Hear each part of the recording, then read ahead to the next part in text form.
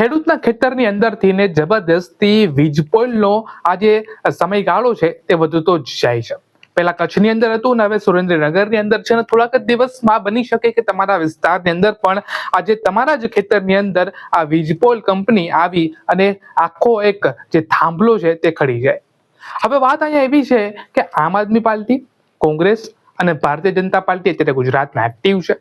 હવે અત્યારે સ્વાભાવિક વાત છે કે ભારતીય જનતા પાર્ટી આના વિરુદ્ધ કાંઈ પણ બોલે નહીં, કેમ કે તે ભારતીય જનતા પાર્ટીના પક્ષમાં આવે છે.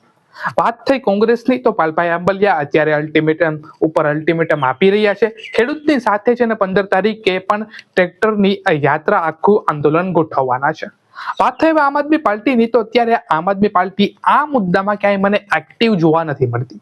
એટલે કે જ્યારે ચૂંટણીનો સમય આવે ત્યારે અનેક જે કરદાકાંડથી લઈ અને અનેક ઘટનાઓ બની તેમાં આમ આદમી પાર્ટી નો ડાઉટ ઊભી જ હતી, પરંતુ અત્યારે આમ આદમી પાર્ટી ઓન ગ્રાઉન્ડ મને નથી દેખાતી.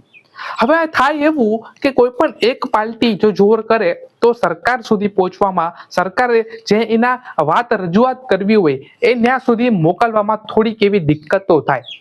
હવે એવું જો આપણે કરી શકીએ કે ભાઈ ચલો બીજેપી તો આપણે નથી જ કરતી કામ, પરંતુ આમ આદમી પાર્ટી અને કોંગ્રેસ મળીને અત્યારે જે વાંધો છે ક્યાં કે ભાઈ સુરેન્દ્રનગરની અંદર કે જ્યાં વીજપોલ કંપનીઓ છે તે ખેડૂતના ખેતરની અંદર જઈ અને ખેડૂતના ગળા દબાવવા સુધી આવી ગઈ છે. હવે ત્યાં જ જો આ બંને પાર્ટીઓ આવી અને કામ કરે, સારી રીતે કામ કરે, પણ જબરજસ્તીથી આ બંને પાર્ટી એક થઈને જો કામ કરતી હોય તો મને લાગે છે કે જે પણ આ ખેડૂતોની માંગણી છે તે ઉપર સુધી પહોંચે અને સરકારને માનવી પડે.